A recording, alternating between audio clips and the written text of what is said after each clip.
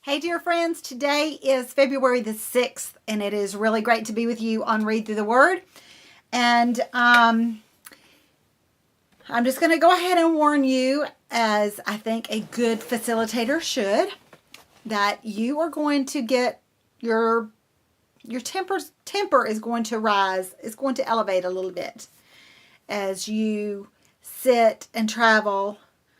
You travel with the Israelites to the land of promise, because they are not easily satisfied.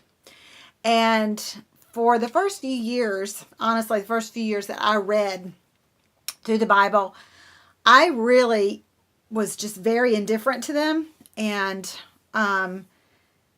judgmental of them, and was like, I can't believe that you are acting like this. God just freed you from slavery. And then I realized I began to see a resemblance, let's just put it that way, between me and the Israelites. And it took me, and I think it was just God's grace, because his grace, he's long-suffering, and he will not heap on us everything that needs to be changed, but he will slowly reveal to us the things that need to be changed in our lives. And so thankful for that.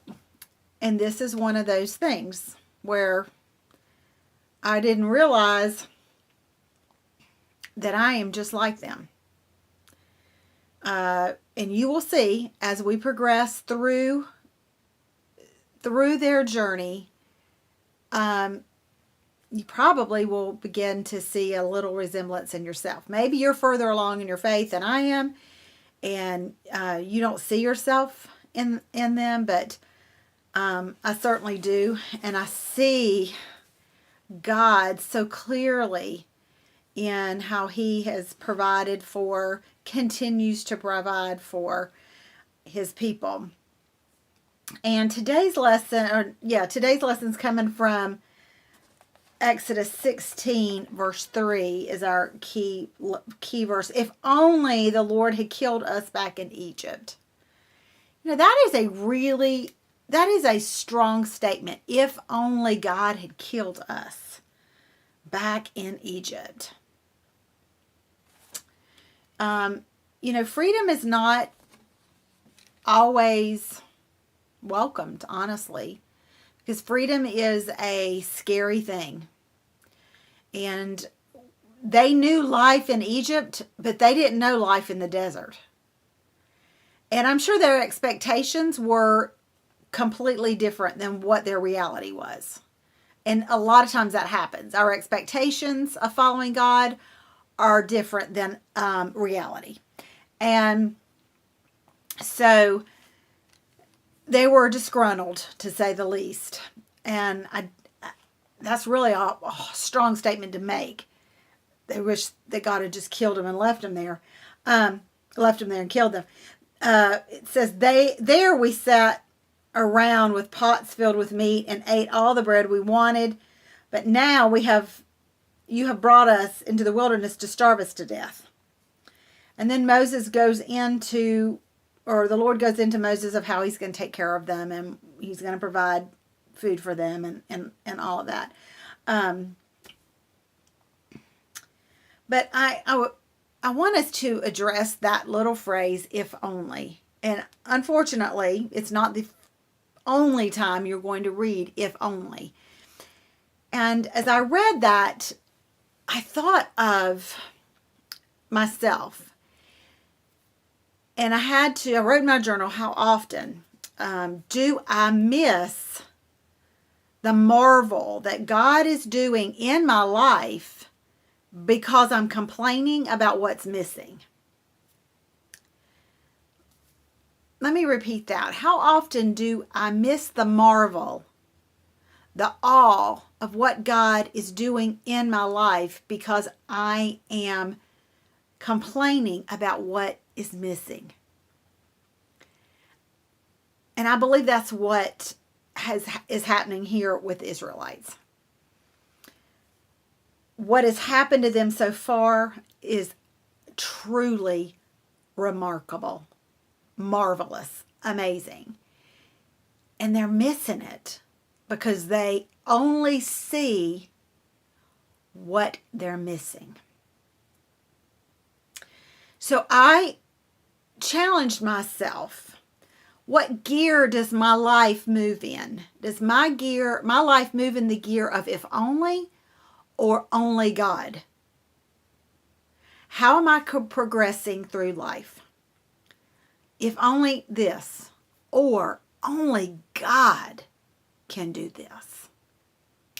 When we live in only God gear, in the only God gear, we have lives.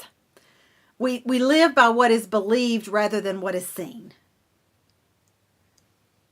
We believe this is going to happen, but we see this is going to happen. So we have to live by what we believe and not what we see, because that's what happened here. They were seeing they weren't getting any food, but they weren't believing that God was going to take care of them.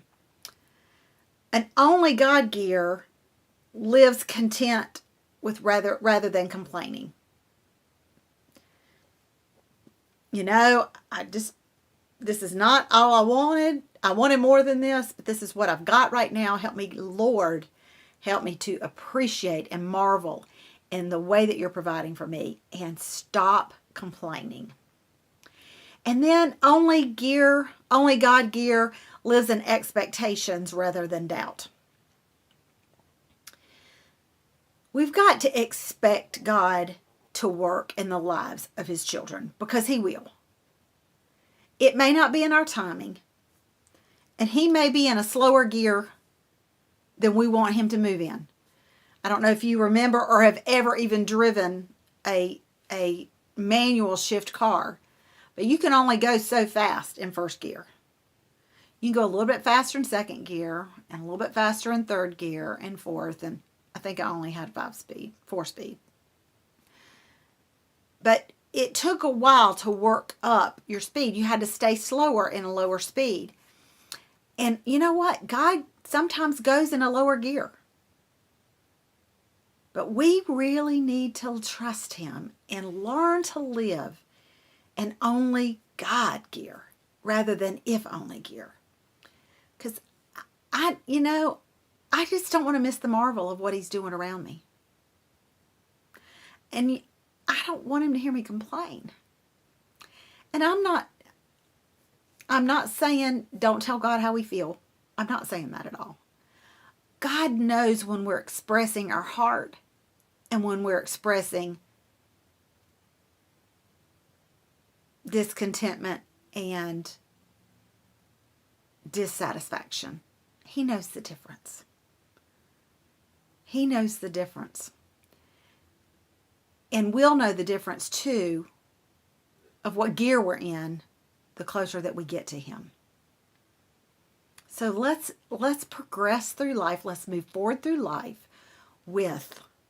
in only God gear, so that we don't miss the marvel of what he's doing around us and in us. We'll see you next time on Read Through the Word.